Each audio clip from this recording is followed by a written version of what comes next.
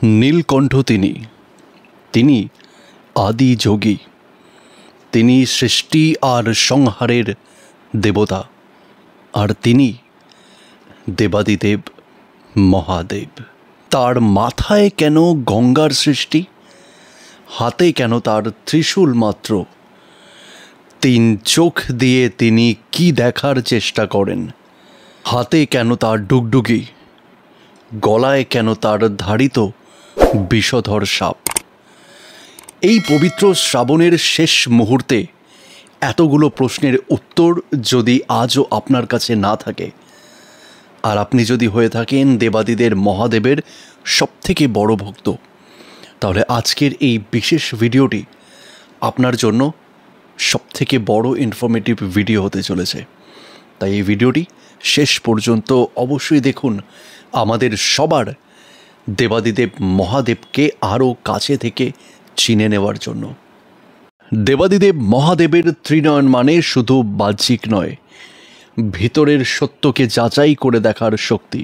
হাতে ধরে থাকা ত্রিশূল মানে জন্ম, মৃত্যু আর পুনর্জন্মকে নিয়ন্ত্রণ করার শক্তি। ডুগডুগির আওয়াজ মানে সৃষ্টি, শব্দ আর স্পন্দনের শুরু। গলায় ধারিত তার বিষাক্ত সাপ মানে ভয়কে জয় আর নিয়ন্ত্রণ করার প্রতীক। আর মাথায় তার গঙ্গা মানে তিনি তো পারেন এই ধ্বংসের স্রোতকে সৃষ্টিতে বদলাতে। তিনি শিব, তিনি দেবাদিদেব মহাদেব, তিনি তো পারেন হাজারো ধ্বংসের মাঝে সৃষ্টিকে খুঁজে পেতে। তাই এই পবিত্র শ্রাবণের শেষ মুহূর্তে যেতে যেতে আরও দুটো ইনফরমেশন তোমাদের জন্য। বেলপাতা যেখানে ত্রিলোক, ত্রিদেব আর ত্রিকালের প্রতীক, সেখানে ছাই মানে ভস্য, মৃত্যুকে আগলে রাখার, মৃত্যুকে উৎসর্গ করার প্রতীক।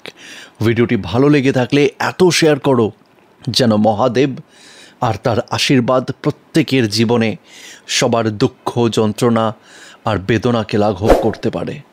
ভালো থেকো সবাই, দেখা হচ্ছে আরও একটি নতুন ভিডিও নিয়ে বড়ালসের পর্দায়। যদি ভিডিওটি ভালো লেগে থাকে লাইক করো, চ্যানেলটি সাবস্ক্রাইব করো, আর আমাদের দেবাদিদেব মহাদেবকে নিয়ে বিস্তারিত জানতে আগামী আরও একটি ভিডিওতে তোমাদের জন্য থাকবে এক বিস্তারিত আলোচনা। তার জন্য চ্যানেলটি সাবস্ক্রাইব করে বড়ালসের পাশে থাকতে ভুলো না।